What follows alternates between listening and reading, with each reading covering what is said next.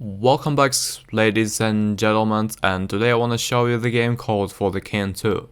I was genuinely excited when I heard about For the King 2, being a fan of the original game, but my experience with this sequel has left me utterly disappointed.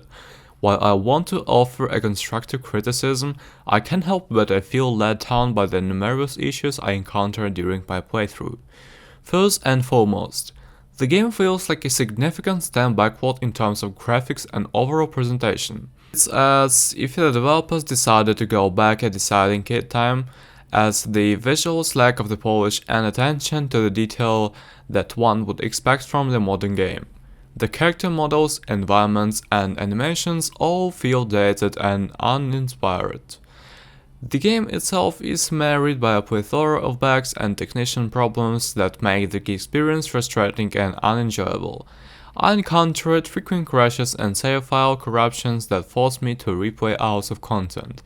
It's unexcusable for a game to be released in such a broken state. The user interface is a mess, making it difficult to navigate the menus and manage your party. Basic functions like inventory management and character customizations are unnecessarily complicated, and the lack of the clear instructions only exacerbates their confusion. The story and world building in the For the King 2 also fell short of original game's charm and depth. The narrative feels disjointed and lacks of the engaging storytelling that made the first game so enjoyable. It's as if the developers rushed through the development process without taking the time to create a completing and immersive world. We encountered some minor bugs in the multiplayer that involved the inventory windows being sticky, hard to open without hitting, several times, and hard to close even if it appears closed, which can prevent taking your turn until you fiddle with it. And we had to have everyone restart the game when we couldn't get a lobby to work after quitting a previous session and restarting. But those things are absolutely minor, and they'll get ironed out easily, and I think it's merely those issues that have the messes up in arms of the reviewers here. Apart from minor errors, the only other complaints I have are about being unable to see monster status effect tooltips when it isn't your turn.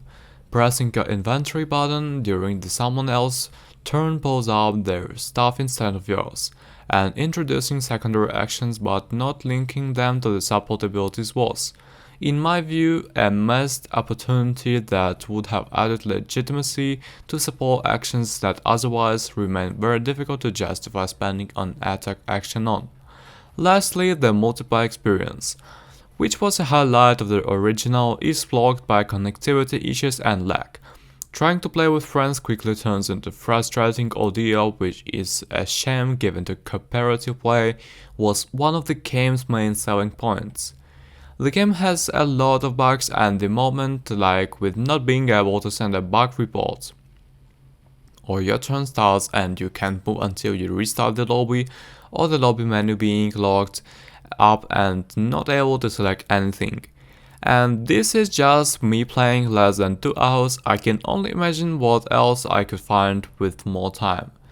The difficulty here is also staggering, like I'm playing the easiest to just get some low points, but some reasons nearly every monster has at least 4 resistance, making my mages of mages users nearly useless.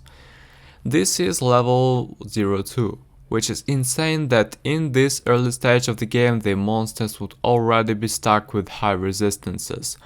Playing physical at the early game seems to go well, since nothing at the start had armor, so I guess that's nice. In conclusion, For the King 2 feels like a rushed and poorly executed sequel that fails to live up to the expectations set by its predecessors.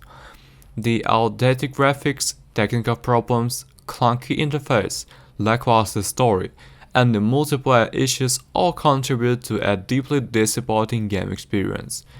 I would advise potential buyers to steer clear of this title until the developers address these issues and provide a more polished and enjoyable game. So thank you guys for watching this review, and don't forget to subscribe and hit the like button, and see you in the next reviews.